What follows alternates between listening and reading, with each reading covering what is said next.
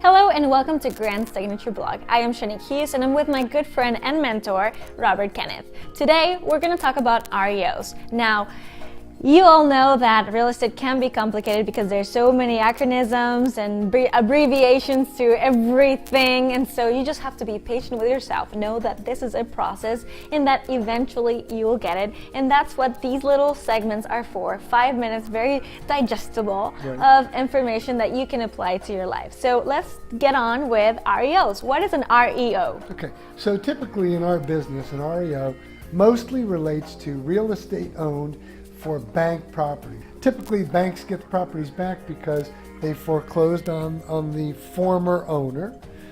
It went through the process, and it differs from the East Coast to the West Coast. It's determined by whether or not you're in a judicial state, which I'm in, which is on the East Coast, or you're on the West Coast. In California, and it's a non-judicial state. It's considered a deed of trust state. So here's the major difference. In a judicial state / mortgage state, the person who owns the property is the person who qualified for the mortgage. A deed of trust, typically, the bank owns the property. Understood. Okay? So, because the bank owns the property in the West Coast, more often than not, they can foreclose, and the foreclosure process is considerably less. 45, 60 days, 90 days. And in Florida, it can be 2, 3 years, 5 years, you don't know. You can prolong it with an attorney, but still an attorney cannot completely stop a foreclosure. They can just delay it. Let's say your monthly payment was $1,500. You hire an attorney for $750. You get to stay in the property. He's delaying it and deferring it. But eventually, you've got to come up with the amount of money to reinstate or to pay off the mortgage. Reinstate means to bring it current. That's correct. So let's say that you had $100,000 balance, your property's worth $300,000, you were $25,000 behind, you need $25,000 to stop the foreclosure. The attorney collects the money and delays or defers the inevitable. He can also help you with modification, but you don't need an attorney to modify with your bank. You just pick up the phone and call them. And the last thing he can mostly do is he can help you in what is called a suggestion of bankruptcy.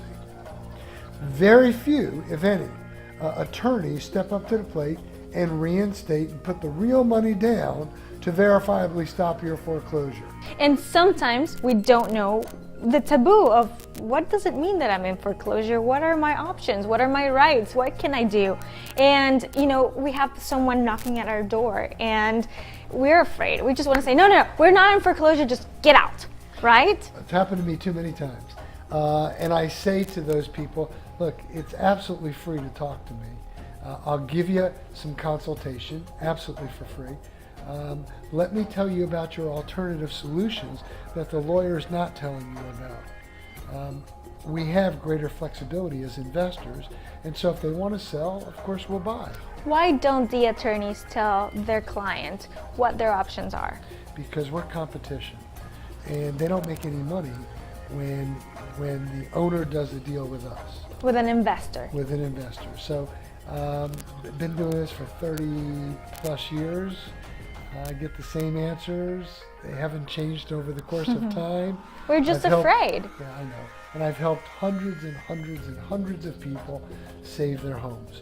And then hundreds of people have sold their homes. They can all be in foreclosure. However, you can bring to the table different solutions to every situation. Absolutely. We have great flexibility. Wonderful. So what do you do with an REO as an investor? So REO, again, is going back to the bank. Now, over the years, REOs have changed. The banks are the largest holders of real estate. They have what is called shadow inventory. And God bless them, because if they took their shadow inventory and if they dumped it into the marketplace, the market would crash. The non-performing asset is saying to the asset manager or to the powers to be in the banks that you want to talk to them about properties that they've taken back that they're not producing income from. Remember, the question that Kiyosaki posed to the general public at large years ago was, is your personal home a liability or an asset. We know it's a liability. And I have to cut because we have to go to another segment. Thanks for watching. If people want to get a hold of you, if they are in foreclosure or they are facing this kind of situation, what can they do?